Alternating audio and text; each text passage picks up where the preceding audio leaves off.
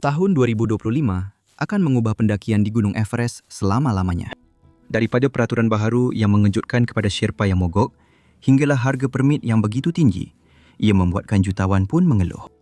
Everest sedang memasuki era yang benar-benar baharu. Dan sama ada anda seorang pendaki, seorang pemimpi, atau hanya seseorang yang terpesona dengan apa yang sanggup manusia pertaruhkan untuk menyentuh langit. Musim pendakian tahun ini mungkin yang terakhir yang masih menyerupai Everest yang kita sangka kita kenali. Seperti biasa, penonton disarankan menggunakan budi bicara.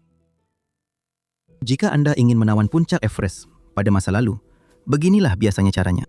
Anda mendarat di Kathmandu, terbang ke Lukla, mendaki ke Kem Pangkalan melalui perkampungan Himalaya yang menakjubkan, dan menghabiskan beberapa minggu perlahan-lahan naik dan turun antara kem altitude tinggi, membiarkan paru-paru anda menyesuaikan diri. Anda berehat, menyesuaikan diri, dan menunggu. Dan apabila angin reda dan langit terbuka, anda membuat percubaan untuk sampai ke puncak dunia. Tetapi pada tahun 2025, rancangan lama itu telah musnah sama sekali. Anda perlu mengharungi bertimbun-timbun peraturan baharu untuk menawan Everest musim ini. Sebahagiannya bertujuan untuk melindungi gunung, sebahagiannya untuk melindungi pendaki, dan sebahagiannya pula bergantung kepada siapa yang anda tanya untuk melindungi ekonomi. Masalah paling mendesak Everest sekarang ialah kepadatan pendaki yang berlebihan.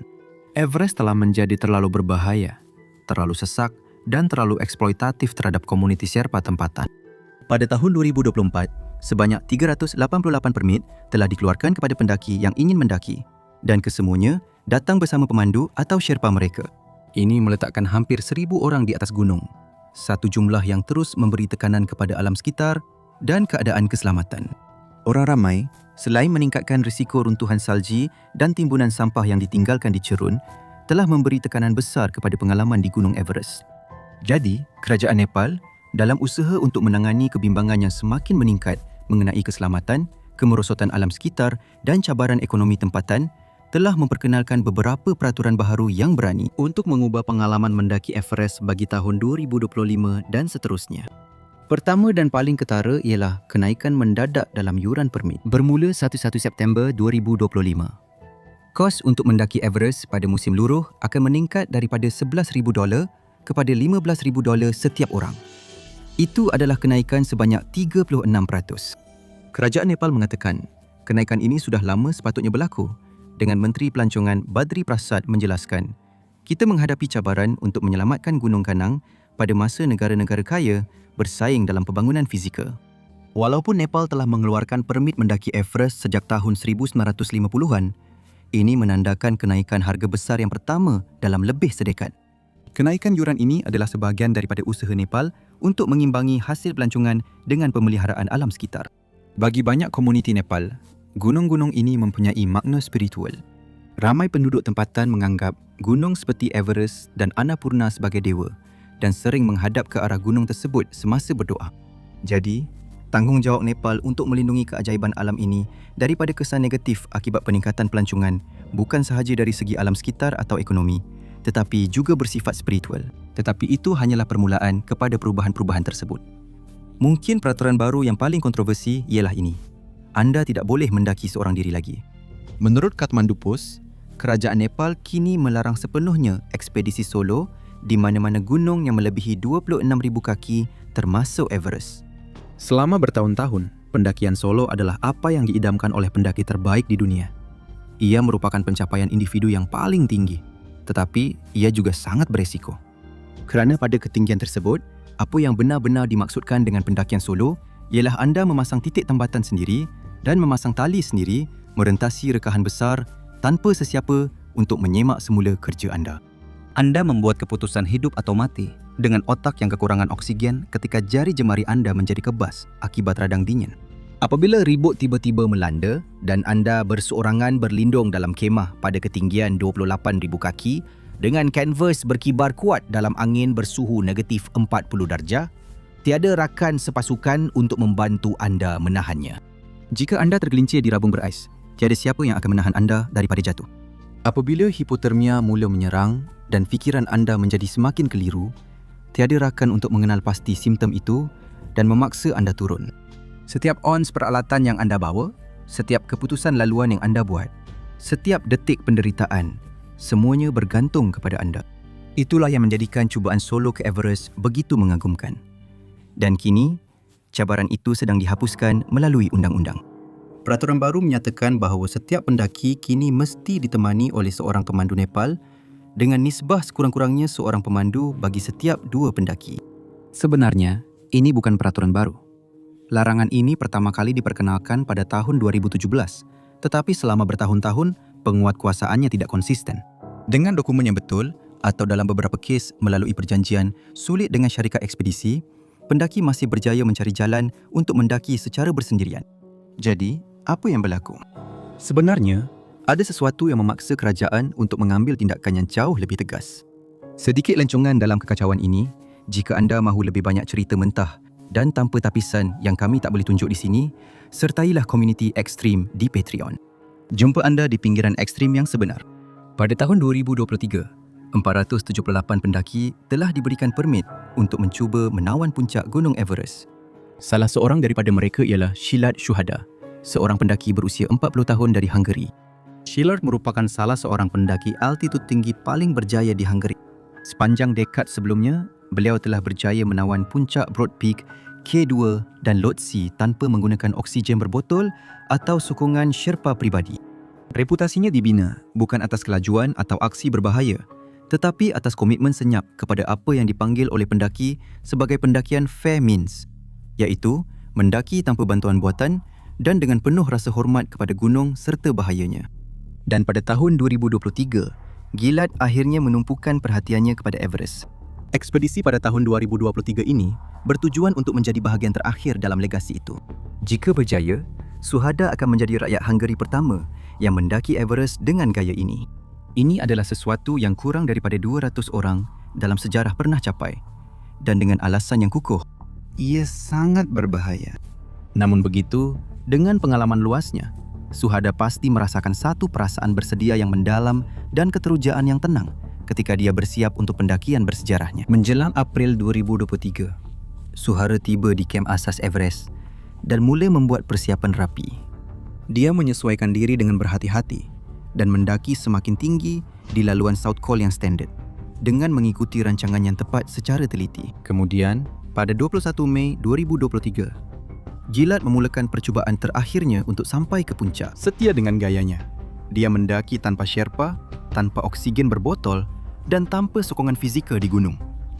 Tetapi, dia tidaklah benar-benar bersendirian. Gilad mempunyai satu pasukan kecil yang berpusat di kem asas Everest yang memantau kemajuannya dan berhubung dengannya melalui semakan berjadual.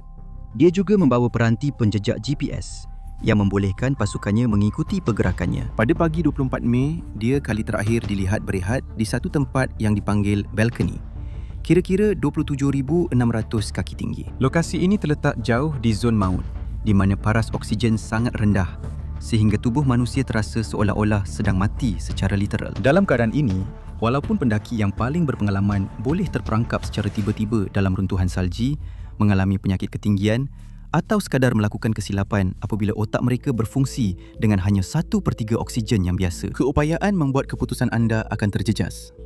Jari tangan dan kaki anda mula membeku. Setiap nafas adalah satu perjuangan.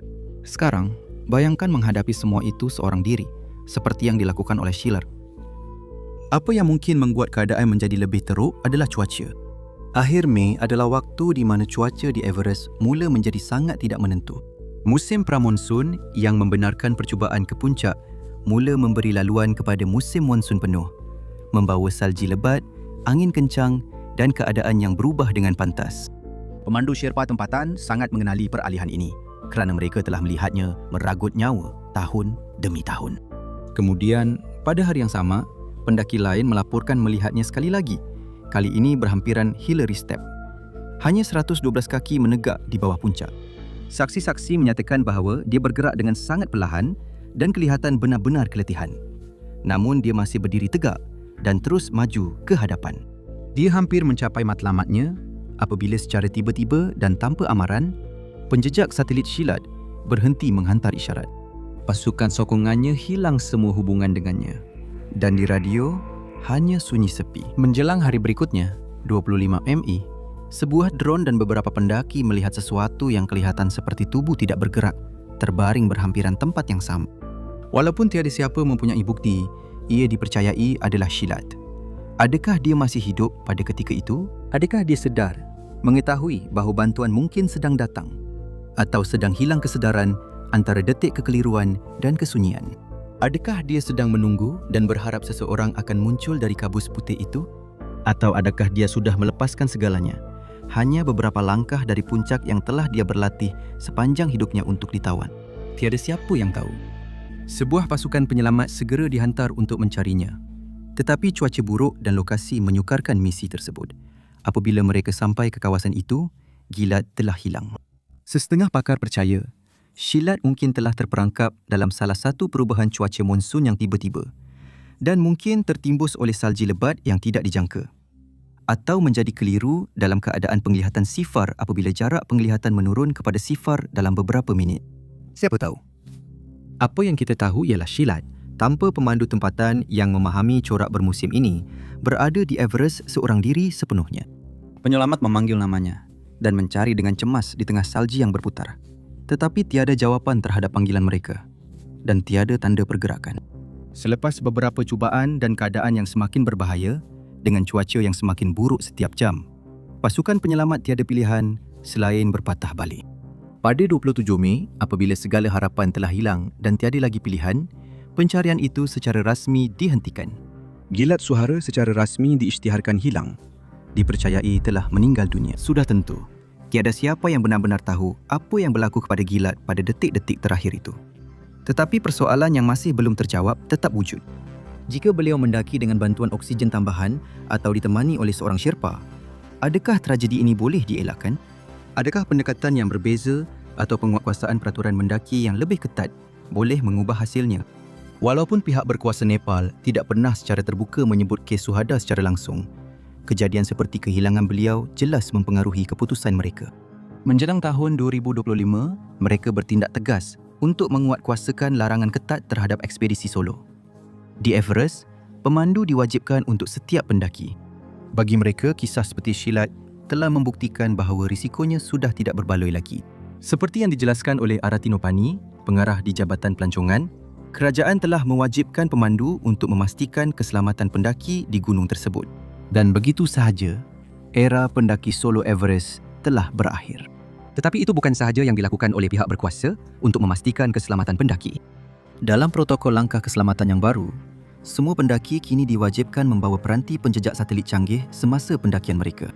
Keperluan ini dibina berdasarkan cip penjejak yang kontroversi yang diperkenalkan pada tahun 2024. Tetapi dengan peningkatan utama, peranti baharu ini yang berharga sekitar $500 setiap satu bukan sekadar penjejak GPS. Ia adalah unit kecil dan lasak yang bukan sahaja menjejak lokasi pendaki secara masa nyata, tetapi juga memantau tanda-tanda penting seperti kadar denyutan jantung, suhu badan dan paras oksigen dalam darah. Peranti-peranti ini menghantar data tersebut kembali ke kem pangkalan dan pasukan penyelamat melalui isyarat satelit, walaupun tiada rangkaian selular.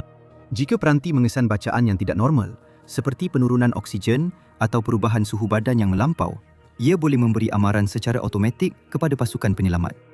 Kerajaan berharap peningkatan ini akan mengurangkan dengan drastik masa yang diambil untuk mengesan dan menyelamatkan pendaki yang dalam kesusahan, sekaligus berpotensi menyelamatkan berpuluh-puluh nyawa setiap tahun. Sekarang, bercakap tentang menyelamatkan nyawa, mari kita lihat perubahan paling penting pada tahun 2025, iaitu yang memberi kesan kepada tulang belakang sebenar ekspedisi Everest, iaitu komuniti Sherpa. Apabila orang memikirkan Gunung Everest, mereka sering membayangkan para pendaki, iaitu mereka yang sampai ke puncak. Tetapi wira sebenar di sebalik setiap pendakian yang berjaya ialah Sherpa, wira tersembunyi Everest. Sherpa ialah kumpulan etnik dari wilayah Solakumbu di Nepal.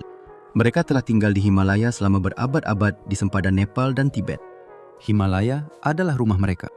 Dari masa ke masa, mereka telah membangunkan ciri-ciri fizikal yang membolehkan mereka bertahan dan berkembang di persekitaran altitude tinggi. Badan mereka secara semula jadi menyesuaikan diri dengan tahap oksigen yang rendah, menjadikan mereka pendaki yang hebat. Ini menjadikan mereka sangat berharga apabila melibatkan ekspedisi gunung, terutamanya di Everest.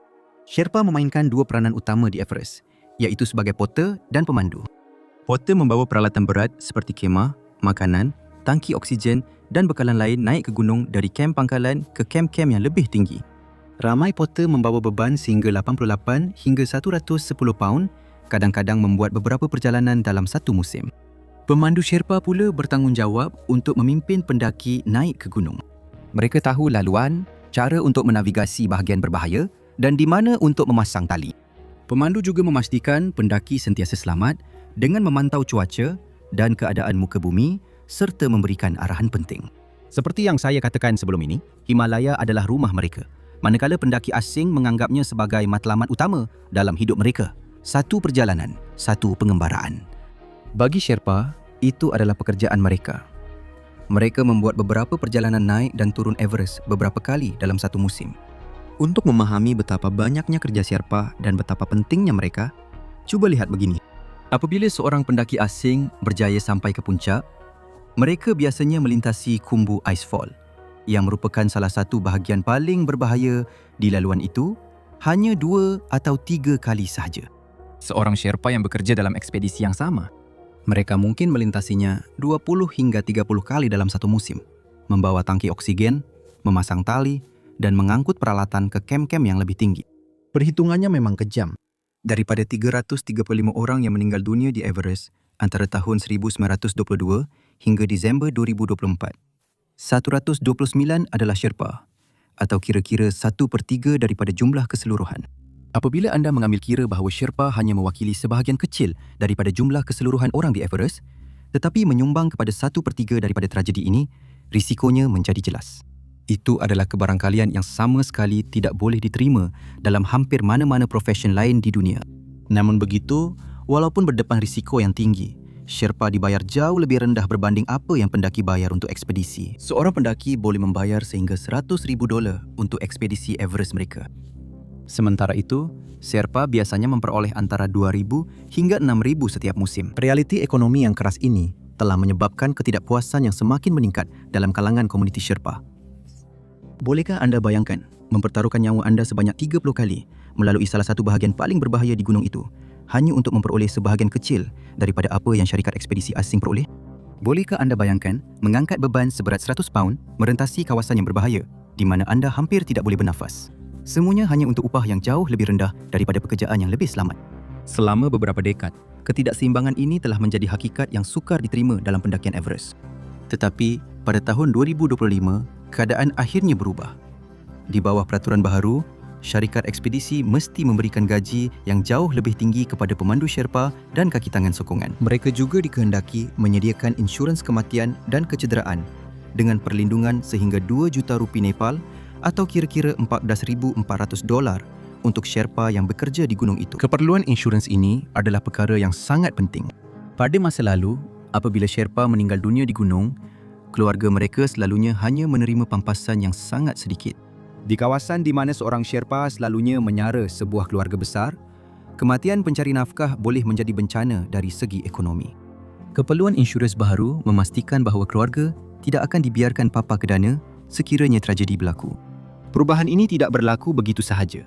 Ia terjadi selepas bertahun-tahun advokasi daripada organisasi Sherpa dan ancaman mogok semasa musim pendakian 2024.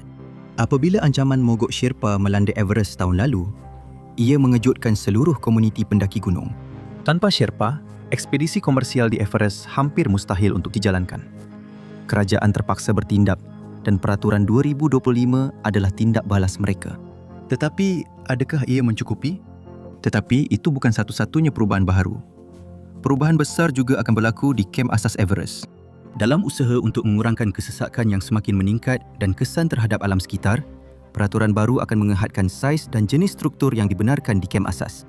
Zaman kemah mewah dengan ruang makan, dengan layanan penuh serta kawasan hiburan sudah berakhir. Bermula pada tahun 2025, setiap ekspedisi akan dihadkan kepada kemah tidur asas, kemah makan bersama dan struktur sokongan penting sahaja. Kebimbangan alam sekitar juga sedang ditangani dengan polisi pengurusan sisa yang lebih ketat. Ingat beg najis yang saya perkenalkan dalam video saya yang lepas bertajuk bagaimana 2024 mengubah pendakian Gunung Everest selamanya. Sebenarnya, beg-beg itu masih akan digunakan. Pendaki masih diwajibkan untuk membawa semula sisa buangan manusia mereka turun dari gunung bagi mengelakkan pencemaran alam sekitar dan sumber air. Sistem pengurusan sisa juga telah dipertingkatkan. Pendaki diwajibkan untuk membawa balik sekurang-kurangnya 18 paun sisa buangan bagi menuntut semula deposit mereka, memastikan mereka bertanggungjawab untuk melupuskan sisa buangan dengan betul. Mana-mana pendaki yang gagal mematuhi peraturan ini boleh dikenakan denda yang besar dan juga diharamkan daripada mendaki pada masa hadapan. Jangan kita lupakan tentang peraturan helikopter yang kontroversi itu. Dalam beberapa tahun kebelakangan ini, penggunaan helikopter di kawasan Everest telah meningkat dengan mendadak, dengan pendaki kaya menggunakan helikopter untuk mengelak perjalanan yang mencabar ke kem asas atau bahkan untuk berpindah antara kem-kem yang lebih tinggi. Amalan ini yang dikenali sebagai heli jumping telah dikritik kerana memberikan kelebihan tidak adil kepada pendaki yang berkemampuan dan menyumbang kepada pencemaran bunyi yang mengganggu hidupan liar serta komuniti setempat. Peraturan baharu ini bertujuan untuk menghadkan penggunaan helikopter secara ketat hanya untuk pemindahan kecemasan dan penghantaran bekalan penting sahaja. Zon larangan terbang telah diwujudkan di atas kem pangkalan, kecuali untuk operasi menyelamat, dengan denda yang tinggi bagi sebarang pelanggaran. Tetapi mungkin perkembangan paling canggih untuk tahun 2025 ialah penggunaan drone yang diperluaskan untuk pengurusan bekalan di Everest. Berdasarkan ujian berjaya pada tahun 2024, Kerajaan Nepal telah meluluskan penempatan satu armada drone altitude tinggi yang mampu menghantar bekalan penting ke kem setinggi kem 3 pada ketinggian 23,500 kaki. Menurut laporan terkini dari New York Times, drone khas ini boleh membawa sehingga 44 paun peralatan dan beroperasi dalam keadaan ekstrim di kem-kem yang lebih tinggi. Ia direka untuk mengurangkan risiko yang dihadapi oleh pemandu Sherpa tempatan semasa ekspedisi. Program drone ini agak kontroversial. Sesetengah golongan puris mengatakan ia mengurangkan cabaran sebenar Everest, tetapi ada juga yang menyukainya kerana potensi untuk menyelamatkan nyawa, terutamanya dalam kalangan Sherpa yang membuat lebih banyak perjalanan melalui kawasan berbahaya berbanding pendaki asing.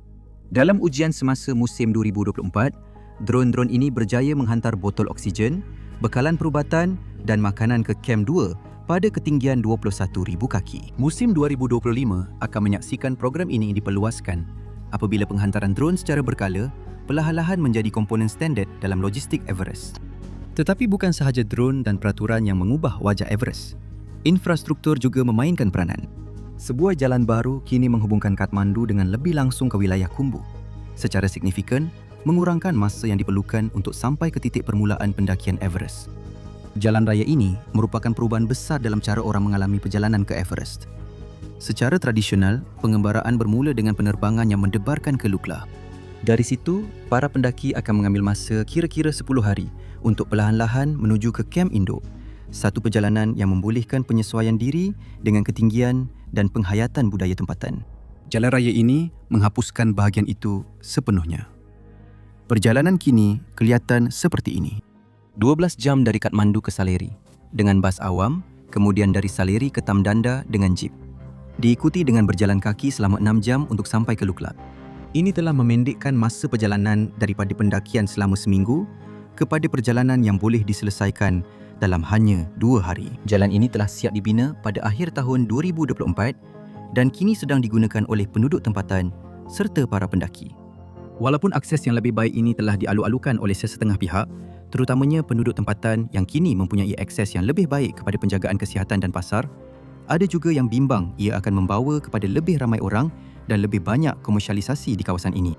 Namun, saya meraguinya dengan adanya peraturan baharu dan harga permit yang baharu. Walaupun dengan semua perubahan ini, cabaran asas di Everest tetap kekal. Ketinggian melampau yang boleh meragut nyawa pendaki dengan cepat, kesejukan melampau yang membekukan kulit terdedah dalam beberapa minit, dan ribut ganas yang tiba-tiba muncul tanpa amaran. Sebanyak mana pun peraturan, semuanya tidak mampu mengekang kuasa alam yang membawa maut ini. Jadi, walaupun peraturan dan teknologi baru mungkin mengubah cara orang mendekati Everest, ia tidak mengubah secara asas apa yang menjadikan gunung itu satu cabaran yang begitu hebat.